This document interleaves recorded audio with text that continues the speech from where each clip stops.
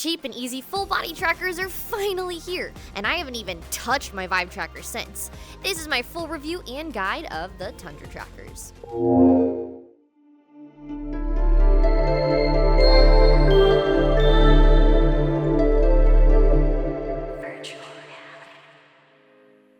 Hey guys, and welcome back to the Virtual Reality Show, where we talk about any and all things related to virtual reality inside virtual reality. I'm your host, PHIA. The Tundra Tracker Kickstarter campaign raised over $1.3 million, so saying that interest in full-body tracking has been growing is an understatement. Tundra themselves sent over a set of trackers for me to try, well, two set of trackers actually, and I'll be giving you my complete and honest review of these puppies right here in this video. But not only the trackers themselves, I'll be diving into the super wireless dongle, the EOZ VR straps, as well as a setup guide with some important things to note before you purchase these for yourself. The first round of Tundras have already been shipped out to NA and EU backers, but for those of you who missed out on the Kickstarter, you can expect pre-sales to begin in late February of this year. Stay tuned to my Twitter for the exact date. The company is currently in full swing mass production, but current component shortages do mean that even the pre-sales next month will be in limited quality, so you best be on top of your order if you plan to get some. I was given a unique link to their website in the video description, so definitely use that to check out their website for yourself after watching this video. So I've been using these for a few months now, and I'm gonna be honest that my initial experience was pretty rough. I was sent 3 DV2 trackers to try, and unfortunately I couldn't get them all to track. There were some weird issues where my controller disconnected and I'd have to repair it, and one of the trackers would just be eternally stuck in the floor, unable to move. I went through crazy amounts of troubleshooting with Luke Bino, the founder of Tundra Labs himself, to no avail, so they ended up sending me another set of 3 trackers. Unfortunately, a second time around I had the exact same problem, which was a very concerning sign. After some more troubleshooting, I was able to figure out that both set of trackers had a single faulty tracker, including my totally epic clear one, which breaks my heart, but was able to use the other 4 working trackers just fine with no issues at all. Huge relief. Now, these were still in development when I was trying them and are the exact ones that have already been sent out. So while this is unlikely to be an issue for most other users, it was definitely a big factor preventing me from using them in the first place. Now, besides that, once I did get my trackers going, holy crap, I have not stopped using them. I'm not even kidding. I used Vive 2.0s for ages, have been using 3.0s for months, and also tried Slime VR, but these things have absolutely been my trackers of choice without a single doubt since I started using them. Even the straps and dongle have totally enhanced my experience, both of which I will talk about next. They are super small and lightweight with 18 internal sensors working with base station 1.0s and 2.0s.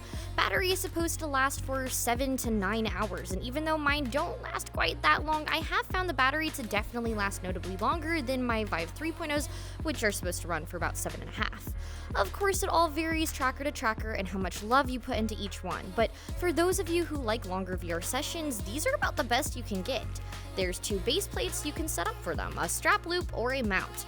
I personally use the mount on the EOZ VR straps since I play VR without shoes on. If you like shoes on or discreetly wearing full body out day to day, then the strap loops should work well for you. The price for a 3-pack of trackers with straps and a super dongle on the Kickstarter was only $300, and it even comes in a carrying case.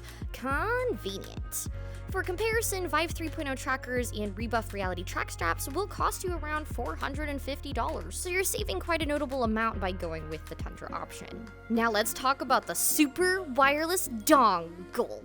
I got the SW3, which pairs to 3 devices, whether it's the Tundras, Vive trackers, or Vive/Steam VR controllers. The SW3 does 5 devices, and SW7 does 7, as you might expect. This saves you a ton of USB room, so if you've got terrible cable management like me, well, this thing is a lifesaver. Even if you already have Vive trackers and are looking for a replacement for your current dongles, well, this is a great cop. Oh, and did I mention, you can even slip it into the front of the Valve Index for quick convenience. I'm not even gonna lie that I'm kind of obsessed with the name Super Wireless Dongle.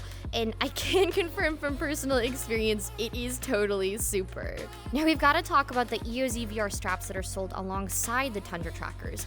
They were designed by two guys from the actual VRChat community, which is the main buyer demographic for full body tracking in general. They're made to strap around your feet and waist like normal straps, but what's really interesting is that they wrap around the back of your heels. You know immediately which tracker goes to each foot, and it fits around more snugly and securely than the other straps I've tried, which is really important with someone with narrow feet like me, especially as I hate playing VR with shoes on. The waist strap wraps around comfortably as well and even has this little pocket for a battery or snacks. You can buy them off the Tundra website if you're in North America for only $40. Chinese buyers can head over to Taobao and Japanese to Booth. Now let's jump into the setup and what you need to know if you're planning to get the trackers. Load up Steam VR, optionally the beta version, and plug your dongle right into your computer with its extension cord. Make sure your trackers are charged up to green with the USB-C cables, and then hold down your power button until it starts blinking blue. Pair the trackers as a Vive tracker, and then update the firmware for each one while they're plugged into your computer. An important thing to note is that you need to label each tracker's position in the Steam VR tracker management system, because otherwise, if your tracker disconnects during your VR session, this happens.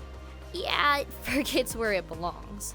Another thing to note is that anytime you plug your trackers into charge, Steam VR will start itself up even if it wasn't turned on. If this bugs you, there's a quick JSON key fix that you can add to prevent it from happening.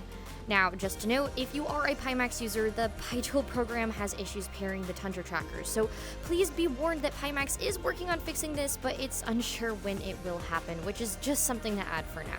For those of you who already have Vive trackers, is it worth upgrading to the Tundras?